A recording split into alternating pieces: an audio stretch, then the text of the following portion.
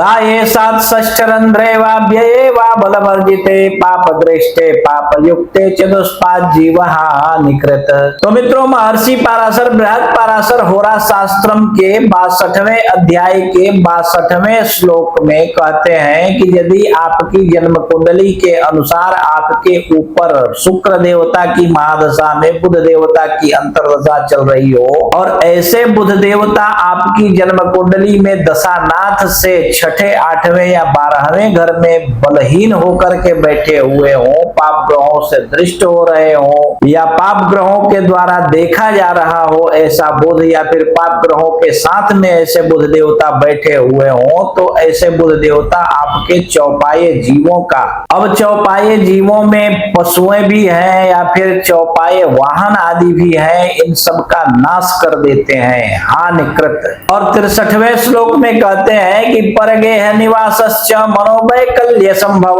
व्यापारेषु च सर्वेषु हानिरेव न संशय। कहते हैं कि आपकी दशा दीनहीन की भांति हो जाती है और दूसरों के घर में आपको शरण लेना पड़ता है, निवास करना पड़ता है और मानसिक विकलता आपको प्राप्त हो जाती है, अर्थात मन से आप बिल्कुल ही पैदल, एक तरह से कहा जाता है बिल्कुल देहाती भाषा में, गांव की भाषा में, उस तरह से आप हो जाते हैं, आपका दिमाग एकदम नहीं चलता है। और व्यापारेषु च सर्वेषु हानिरेव न संशय, व्यापार हो या फिर किसी भी तरह का कार्य क्रियाकलाप आप करते हो उसमें केवल और केवल हानि ही होने लगती है, इसमें कोई संशय नहीं है। तो 64वें श्लोक में महर्षि पराशर कहते हैं कि भुक्त्यादौ शोभनम प्रोक्तम मध्ये मध्य फलम दिशेत अन्ते क्लेश करम चैव शीतवात ज्वराधिकम। तो कहते हैं कि यहाँ पे यदि हम बात करें बुध देवता की, तो अंतरदशा के आरंभ में जो है कुछ बहुत ज्यादा शुभ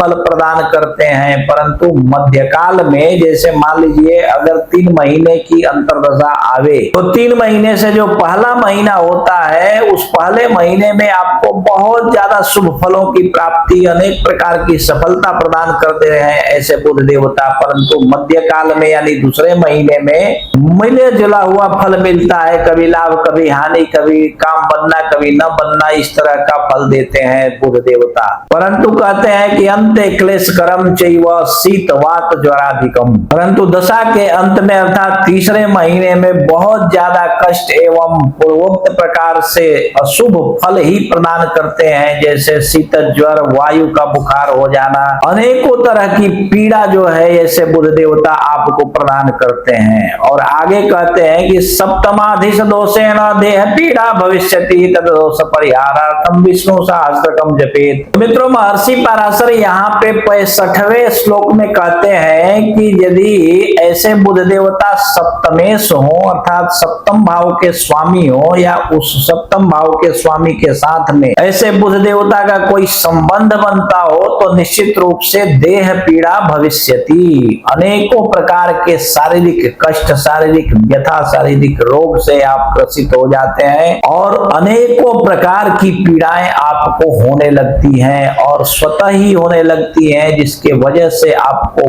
बहुत ज्यादा परेशानी का सामना करना पड़ता है अपने जीवन में। तो इस देह पीड़ा, इस शारीरिक दोष का निवारण करने के लिए आपको क्या करना चाहिए, महर्षि पराशर यहाँ पे उपाय भी बतलाते हैं। कहते हैं कि तददोष परिहारार्थम विष्णु सहस्त्रकम जपे। तो मित्रों, हमने महर्षि पराशर के द्वारा वर्णित इस बृहद पाराशर होरा शास्त्रम का वर्णन आप लोगों के सम्मुख करते करते भी मैंने बहुत कुछ जाना है, मेरा अनुभव भी बहुत बढ़ा हुआ है। तो उस बात के आधार पर मैं आप लोगों को एक बात तो स्पष्ट रूप से कह सकता हूं कि यदि जीवन में जो लोग भी नित्य प्रति विष्णु सहस्त्र नाम का पाठ करते हैं अथवा शिव सहस्त्र नाम का भी पाठ यदि करते हैं, तो भी उनके जीवन में जो है कष्ट की निवृत्तियां होते रहती हैं और उनका जीवन बहुत ही सुंदरता पूर्वक नित्य ही चलते रहता है और कोई बहुत ज्यादा परेशानी का अनुभव उनको नहीं करना पड़ता है। तो आप अपने जीवन में ये नियम बना लीजिए कि इस प्रातः उठ करके नहा धो करके पूजा पाठ करते हुए विष्णु सहस्त्रनाम का पाठ करेंगे